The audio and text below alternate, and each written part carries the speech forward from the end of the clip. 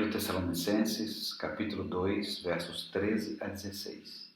A palavra de Deus diz assim: Outra razão ainda temos nós para, incessantemente, dar graças a Deus, é que, tendo vós recebido a palavra que de nós ouvistes, que é de Deus, acolhestes não como palavra de homens, e sim como em verdade é a palavra de Deus, a qual, com efeito, está operando eficazmente em vós os que credes.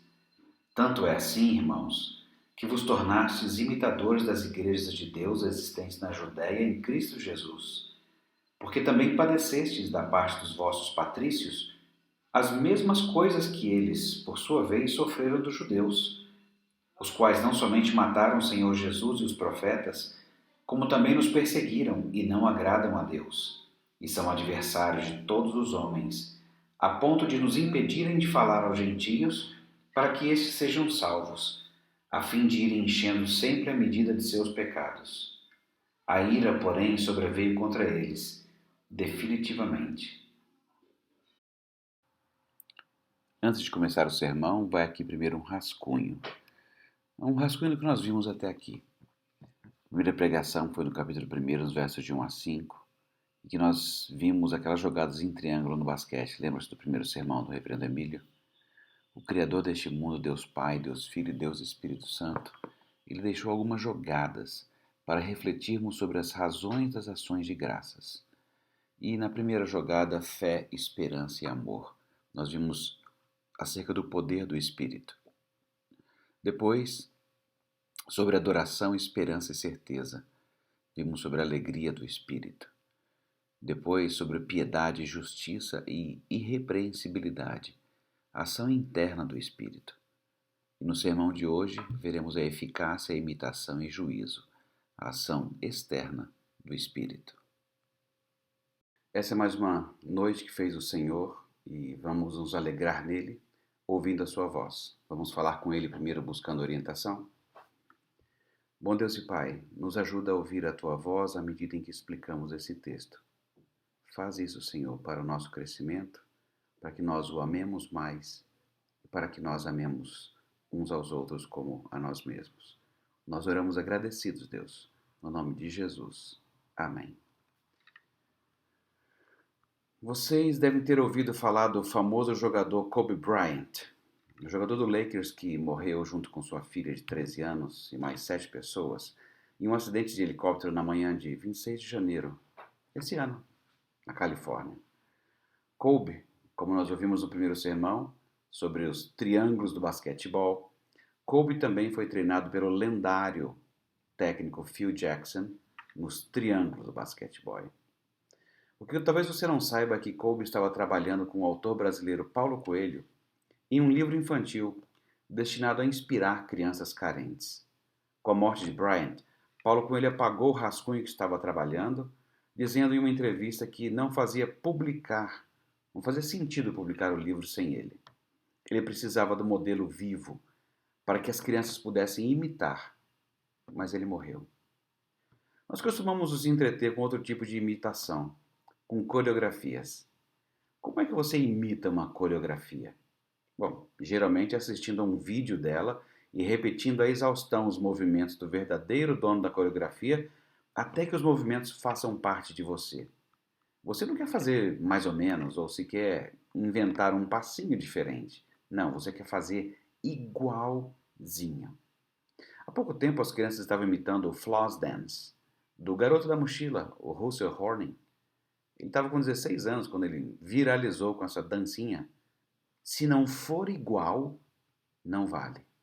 No nosso texto hoje veremos que as pessoas de todas as épocas que seguem Jesus Cristo, a despeito das diferenças culturais, elas farão imitações.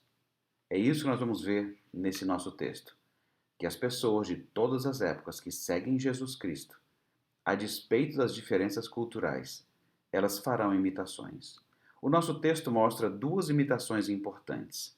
A primeira imitação é que as pessoas recebem a palavra de Deus. E a segunda imitação é que elas sofrem por causa dessa palavra. Então vamos à primeira imitação.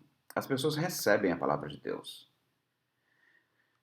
As pessoas recebem a Bíblia como palavra de Deus como regra para suas vidas. Não é só ter uma Bíblia em casa, mas aquilo que a Bíblia ensina, elas recebem como regra para suas vidas. Na Judéia, em Tessalônica, em Brasília, em qualquer lugar do mundo. Paulo já havia falado de mudanças internas que o Espírito Santo produz.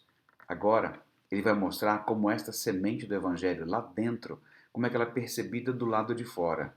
Vai mostrar que tipo de imitação é essa. E essa é a primeira. Receber a palavra de Deus como vox Dei, como voz de Deus. Cá entre nós, Deus não precisa de crachá. Ele não precisa ser antecedido pelo pessoal dele. Onde ele chega, a sua autoridade é autoevidente. Ninguém vai dizer a ele assim: desculpe, o senhor quem é mesmo? O mesmo ocorre com a Bíblia, a sua palavra por escrito. Ela por si mesma tem autoridade. Portanto, pregar e ensinar a Bíblia é colocar de modo audível a voz escrita de Deus. O pessoal de Tessalônica recebeu a palavra de Paulo como sendo palavra de Deus. Paulo estava em Corinto quando escreveu a eles. Naquela cidade, ele já havia explicado aos coríntios: olha, o homem natural não aceita as coisas do Espírito, porque elas são loucura para eles, eles não conseguem entendê-las. Elas se discernem espiritualmente. Como Deus havia anunciado pelo profeta Isaías, a sua palavra não volta vazia, ela cumpre o que ela veio fazer. E a sua eficácia, ela é evidente a todos.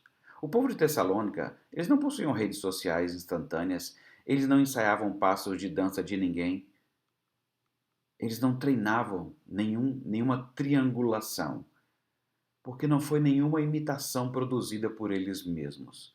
O Espírito sopra onde quer. Por isso que em todos os lugares da terra, as pessoas recebem a Bíblia como regra de prática para suas vidas, como a voz de Deus em letras. Isso o globo terrestre não mostra. Esse fenômeno. Como é que pode acontecer que em qualquer parte do planeta as pessoas repitam o mesmo ensino da Bíblia? Que Jesus Cristo é o Deus homem, que ele nos visitou, que ele viveu entre nós, que ele assumiu a nossa natureza, porém sem pecado, que ele pregou as boas novas do reino de Deus, ele anunciou a salvação em seu nome, foi entregue e condenado por causa das nossas transgressões e ressuscitou em glória, vencendo a morte e retornando à sua glória, preparando-nos lugar. E que em breve ele retornará para derramar a sua ira julgadora e condenar aqueles que não receberam Deus Filho como mediador de Deus e oferta de justiça para cada um de nós. É um fenômeno como é que todo mundo em qualquer lugar do planeta faz essa mesma confissão. É o Espírito que nos faz dar as boas-vindas a essa palavra. E dar as boas-vindas não é colocar a Bíblia num pedestal, deixar páginas estrategicamente abertas. Aliás, lá em Tessalônica eles nem tinham isso, porque a Bíblia não estava ainda construída como um livro. Dar boas-vindas à palavra é entender que tudo que Deus ensina em sua palavra é para o nosso bem. Paulo explicou isso aos Romanos uma vez, dizendo: pois tudo quanto outrora foi escrito, para o nosso ensino foi escrito, a fim de que pela paciência e pela consolação das Escrituras tenhamos esperança. Olha o triângulo de novo, não é? Paciência, consolação e esperança.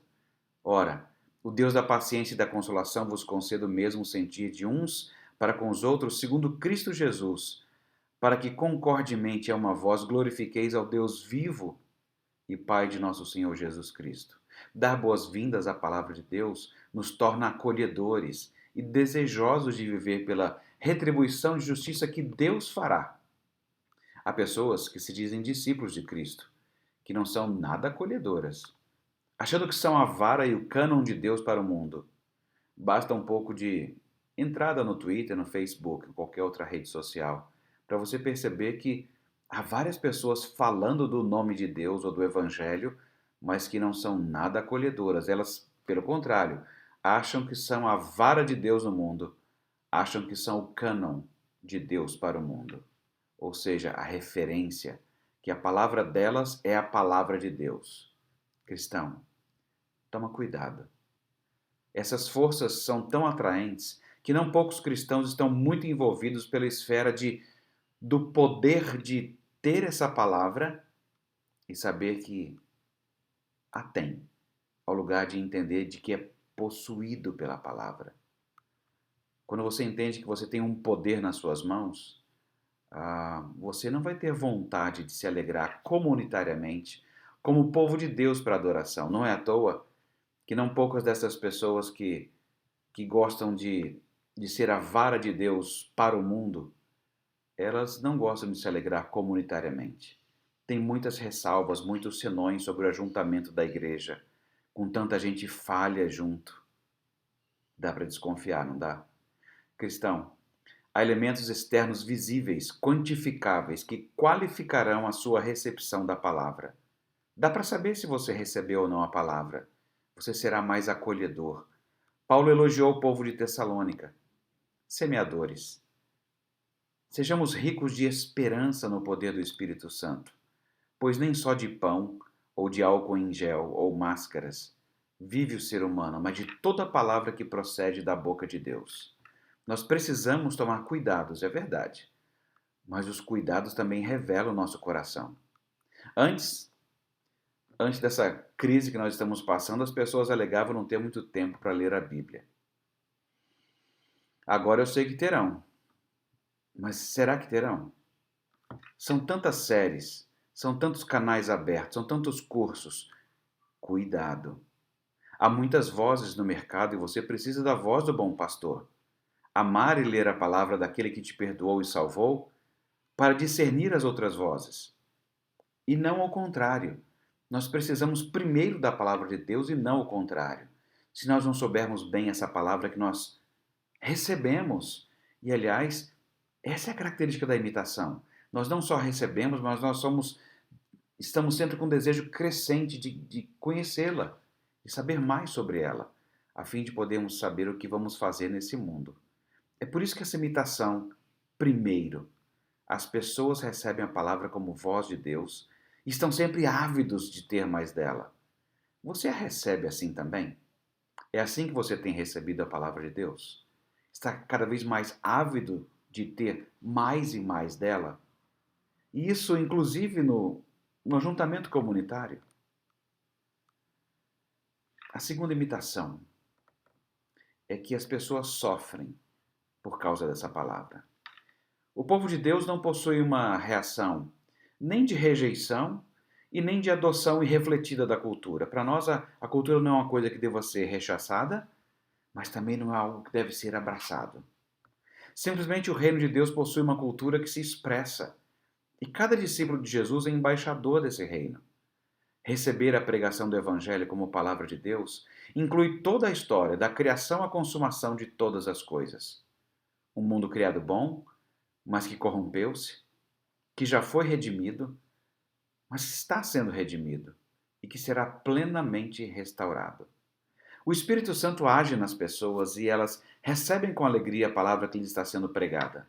Ao receber essa palavra, a obra já está em andamento, nos transformando dia a dia para aquela humanidade que Deus projetou que fôssemos um dia e que agora está claramente manifesta em Jesus Cristo, a verdadeira humanidade de todos nós.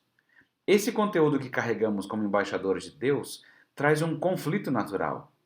Por isso os de Tessalônica imitavam os cristãos da Judéia. Não era porque estavam imitando a coreografia ou a jogada de alguém. Era a ação do Espírito Santo que produzia o mesmo tipo de reação nos incrédulos e nos crentes. Por isso a perseguição, por isso o sofrimento. A palavra pregada é uma espada de dois gumes. A palavra pregada possui uma narrativa da criação, conflitante com as principais teorias aceitas ainda hoje e contrária a diversas evidências científicas ainda hoje. A Bíblia apresenta um destaque do ser humano, que é superior a plantas e animais. Deus disse que ele era um ser especial. Um destaque da terra como o único lugar habitado dado de presente aos nossos primeiros pais, e o resto do universo sem forma e vazio, que glorifica a Deus sendo o que é, sendo cometas, estrelas, girando luzes aqui e acolá. Mas apenas isso, glorificando o nome de Deus no meio do vazio. Isso gera conflito, e as pessoas não se conformam com isso, dizendo, não, há mais lugares habitados, nós não somos especiais, nós não estamos acima de plantas e animais. As evidências científicas são as únicas que devem ser seguidas. Nós temos que conviver com isso o tempo inteiro. Nós não podemos impor o ponto de vista da criação de Deus, mas nós podemos pregar sobre esse ponto de vista. Sabendo que há um conflito, nós já entramos sabendo que há um conflito e sabemos que devemos nos portar com paciência, com esperança, porque Deus há de trazer à luz todas as coisas. É por isso que nós continuamos, mesmo sabendo que muito do que nós pregamos não tem o anteparo científico e é passível de muitas críticas. Nós vamos sofrer com isso. Deus deixou tudo resguardado sob a fé, sem tanta evidência quanto nós gostaríamos. A evidência somos nós, essa imitação constante que acontece, recebendo a palavra e sofrendo por ela. Mas além disso, a palavra pregada possui não só a narrativa da criação, ela possui uma narrativa da queda, que é singelamente colocada como a história de um casal que deixa de ouvir a voz de Deus, e assim fazendo com que todo o gênero humano esteja irremediavelmente comprometido em todas as suas faculdades. Isso o globo terrestre não gosta, porque acreditam sempre que há uma bondade, há alguma coisa subjacente, há algo de bom no ser humano. A Bíblia mostra homem e mulher com distinção de papéis. Isso é conflituoso porque hoje concorda-se socialmente que o gênero humano pode escolher se quer viver com o gênero que veio no kit de nascimento ou não. Isso também gera conflito. Isso também gera perseguição. A palavra pregada possui uma narrativa de redenção que desconsidera a nossa participação nela. Cristo fez tudo por nós. Anuncia que não pode haver salvação em qualquer outro nome que não seja Jesus. Isso já traz conflito e é passível de perseguição, porque não é possível que haja somente esse nome. A humanidade grita. A palavra pregada possui uma narrativa de consumação, que faz promessas de uma vida futura plenamente harmoniosa. Mas as pessoas acham que seria melhor se essa plenitude pudesse ser desfrutada aqui na Terra, e não lá na outra vida, que ninguém nem sabe se existe.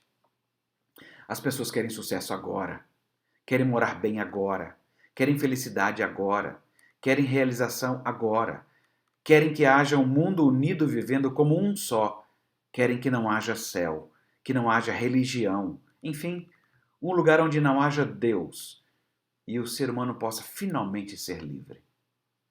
Há uma ilustração bem interessante de um menino soltando pipa.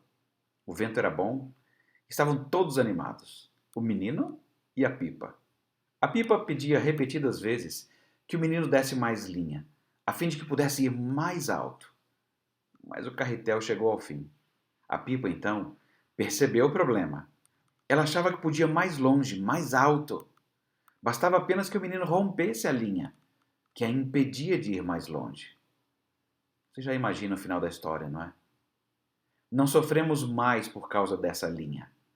Ela não é mais uma prisão para nós. Saber que nós somos servos de Deus não é mais uma prisão, um limitador das nossas possibilidades. Somente quando estamos presos por Deus é que somos de fato livres. Quando nós não compreendíamos isso, era um sofrimento muito maior, porque nos tornamos escravos de muitas coisas. Hoje, o Espírito Santo de Deus nos convence da sua palavra e nos faz dar boas-vindas a ela, nos alegrando em cada um dos episódios explicados naquela palavra, nos emocionando ao revelar para nós a história verdadeira que dá sentido à sua e à minha história, ao nos revelar o que é verdadeiramente um ser humano, ao nos revelar onde está a nossa identidade e realização, ao nos revelar um amor que jamais se ouviu falar.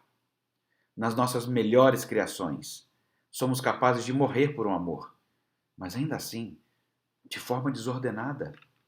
Ainda que um sofrimento fosse o medo da morte. Isso também o Espírito Santo nos ensina. Ele age no coração de todos nós de modo a enxergarmos a poesia, o cântico e a arte do que Deus tem feito. Sempre perfeitamente. Isso como houve um poeta do século XVI que enxergou bem isso, o nome dele é John Donne, e ele diria assim: mesmo na morte, entendemos que nosso capítulo não foi arrancado do livro, mas traduzido para uma linguagem melhor do que aquela que conhecíamos. Concluindo, nós estamos em 2020 olhando para a Bíblia e nos esforçando para entender o que Deus está fazendo, ainda mais em tempos como esse de praga. O nosso objetivo é anunciar o Evangelho, para compreendermos que tempos são esses. O poeta John Donne, que estava doente nessa meditação, ele disse sobre a morte: Deus emprega vários tradutores. Algumas peças são traduzidas pela idade, outras pela doença, outras pela guerra, outras pela justiça. Mas a mão de Deus está em toda tradução, e a mão dele ajuntará todas as nossas folhas espalhadas para aquela biblioteca onde todo livro ficará aberto um diante do outro, assim como o sino que toca para o início de um sermão, que chama não apenas o pregador, mas também a congregação que virá. Desta forma também este sino chama a todos nós, quanto mais eu, que estou tão perto da porta por esta doença. Judeus e romanos no passado, e muitos outros governos e famílias no presente, tentam impedir que o Evangelho seja anunciado. Gostam das sólidas e lógicas verdades do cristianismo, mas sobre Cristo e a ressurreição, ouvimos falar outra hora. Parem, saiam. Gostam das sólidas lógicas das verdades cristãs. Mas quando o assunto é sofrimento, surto, vírus, doença, morte, nós queremos ouvir Deus outra hora. Nós não queremos ouvir de Deus que o mundo foi criado bom e por nossa própria culpa ele está quebrado. Nós queremos que o mundo seja perfeito, mesmo que ele esteja repleto de quebradura e de gente quebrada como nós. O verso 16 informa que é uma medida para todas as coisas. Historicamente, vemos que Deus julgou Israel, que deixou de ser nação, através da qual Deus escolheu transmitir a revelação da salvação.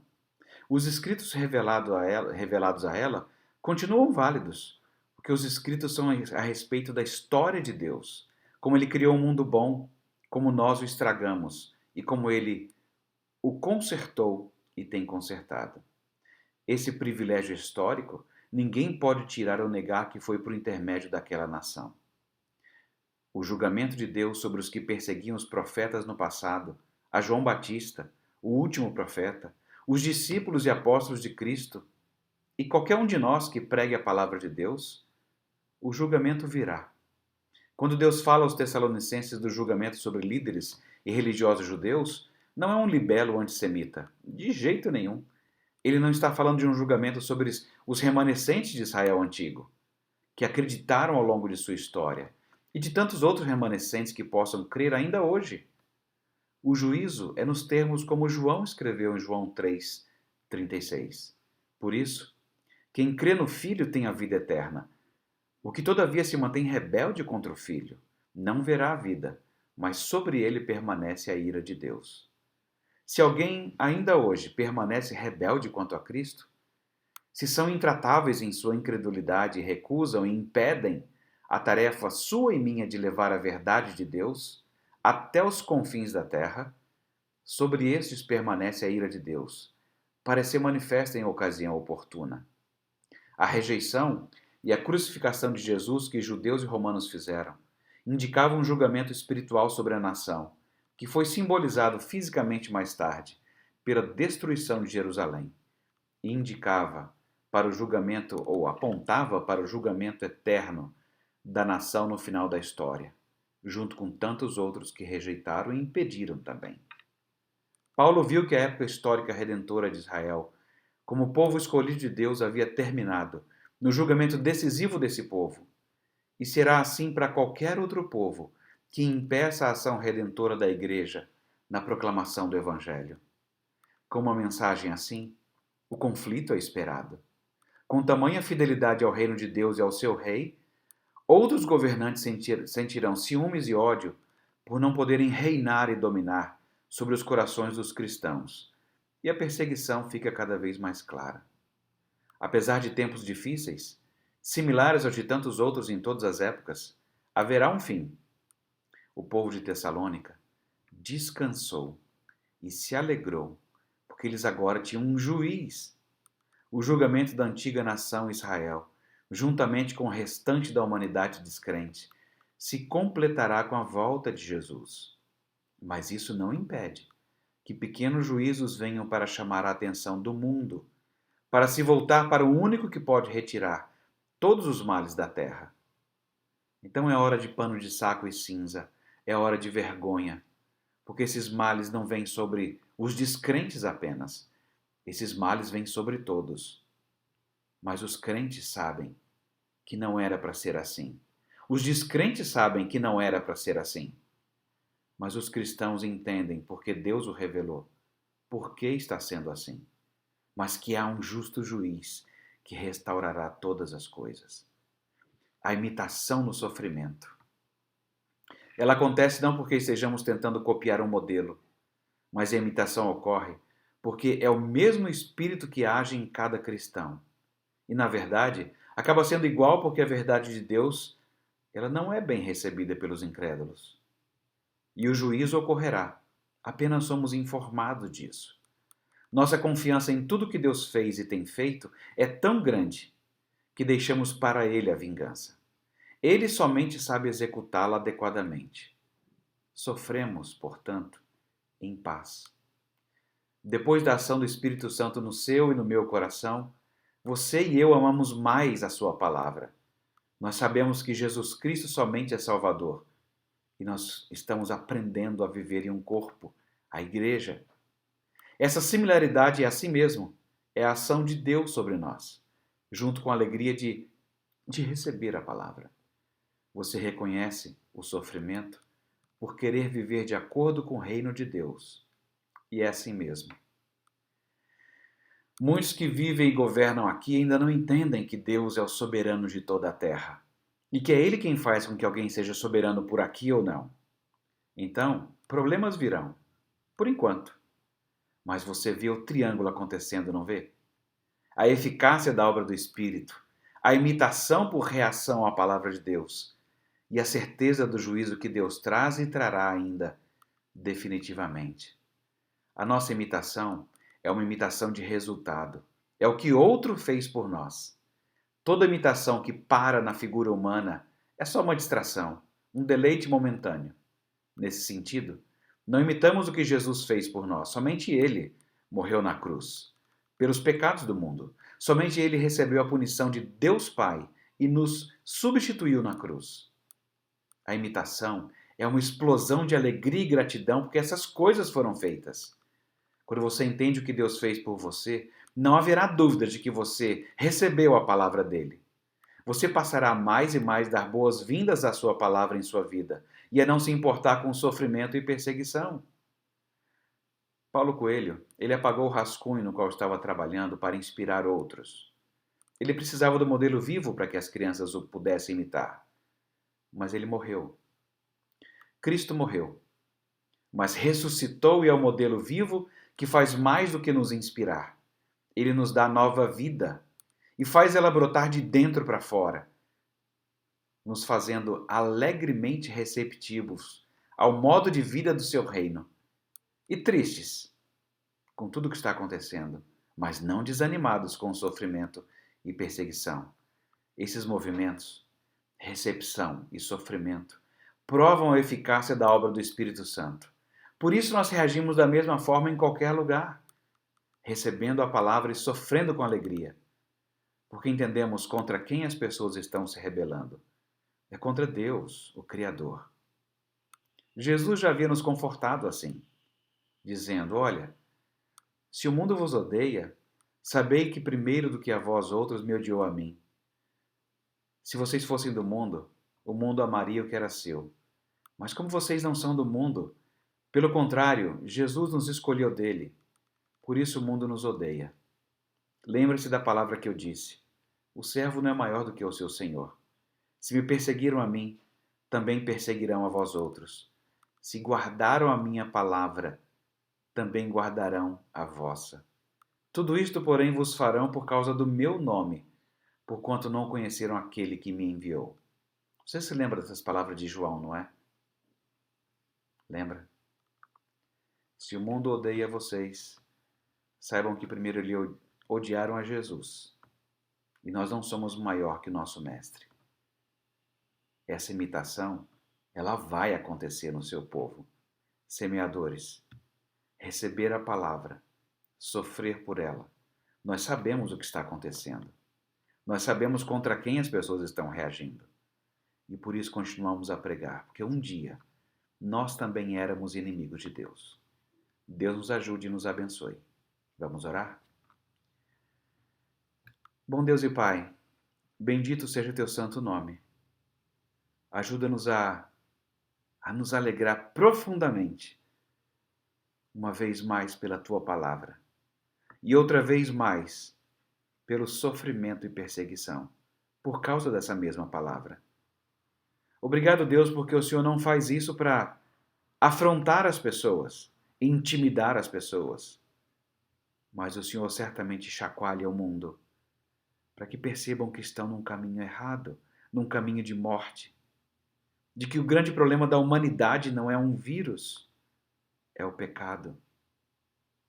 Fortalece os nossos corações para que não nos esqueçamos disso, Senhor, de pregar a tua palavra, porque somente ela é que nos reconcilia contigo. Em Cristo Jesus, teu Filho, nós oramos agradecidos. Amém.